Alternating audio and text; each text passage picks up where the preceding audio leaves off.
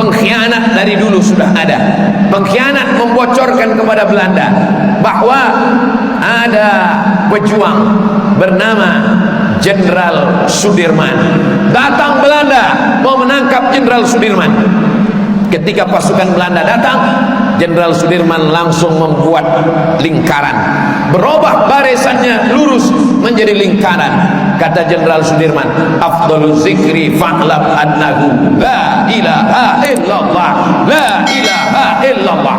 Melihat itu pasukan Belanda terkejut, ternyata ini hanya orang sedang tahlil.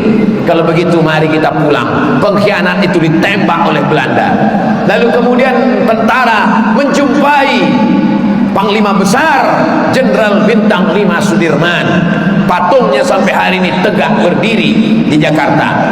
Jenderal Sudirman katanya tak bisa ditangkap. Apa betul Jenderal Sudirman punya jimat? Kata Jenderal Sudirman, betul, saya punya jimat. Mana jimatnya? Jimatnya bukan yang tertulis diikat di pinggang. Jimat saya 3, kata Jenderal Sudirman. Apa jimatnya? Yang pertama, wudhu saya tak pernah putus. Yang kedua, zikir saya tak pernah berhenti. Yang ketiga, sholat tak pernah tinggal. Walaupun sedang bergerilya, kena penyakit malaria di dalam hutan, ditandu, namun sholat tak pernah berhenti. Kami pakai pakaian perang. Bagaimana kami sholat? Selama pakaian suci. Ini kaki berbungkus batu, tak perlu disiram, tutup diusap, pakai mazhab masul khufain.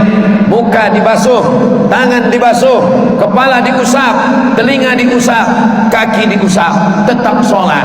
Dalam perang, gimana sholat? Ada namanya sholat khauf, sholat takut. Imamnya 1, makmumnya 2 baris. Baris pertama sholat, baris kedua menjaga, melihat musuh. Selesai baris pertama, baris kedua maju, baris pertama mundur ke belakang, menjaga.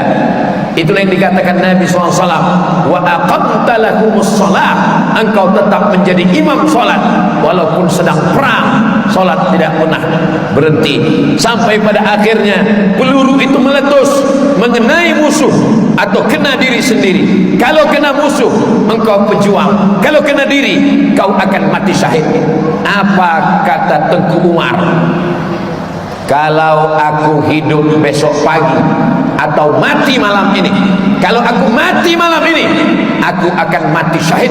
Kalau aku hidup besok pagi, aku masih bisa minum kopi di Maulabu.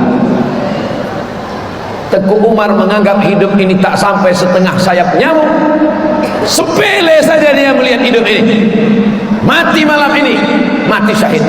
Hidup besok pagi, masih bisa minum kopi di Maulabu. Meninggal dia malam itu, dikuburkan. Apa yang terjadi? Kuburannya dicari oleh Belanda, dipindahkan 6 bulan dalam kuburan, dipindahkan. Jenazahnya tak busuk dimakan cacing tanah. Janji Allah, orang yang mati syahid tak dimakan cacing tanah. Cacing pun segan memakan jasad Tengku Umar. Kenapa? Darahnya adalah darah syuhada yang akan bersaksi di padang mahsyar nanti. Maka ketika terjadi banjir bandang, tanah itu longsor,